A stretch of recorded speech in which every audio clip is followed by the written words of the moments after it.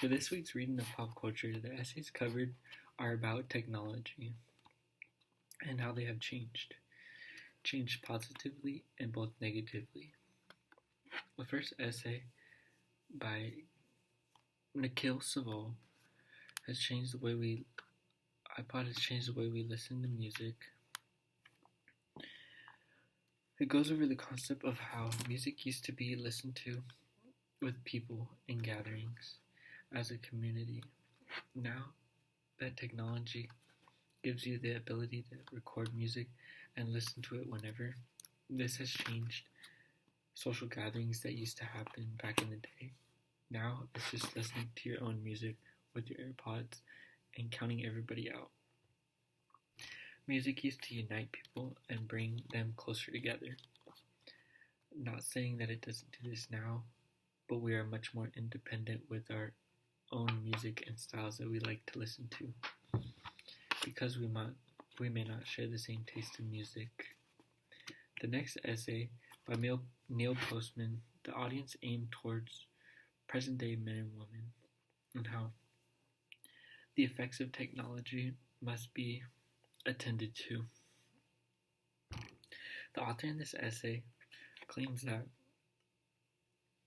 every technology is both a burden and a blessing, not either or, but this and that, which I find is important because technology can be used to help advance us in the world or even burden us in social interactions that we may have.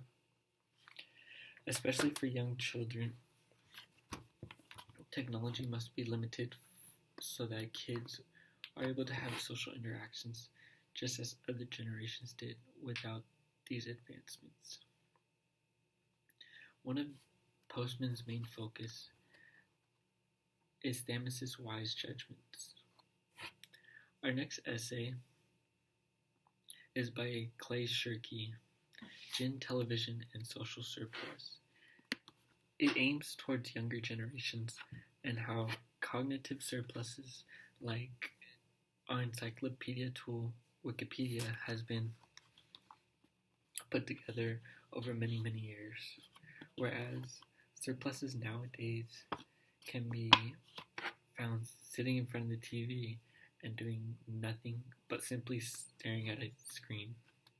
Another point to mention is how each generation has an invention or a piece of technology which defines them or that generation and how it's developed over time. One of the 21st century would be known as TV sitcoms. This last essay by Jennifer Blair can be found most relatable to me.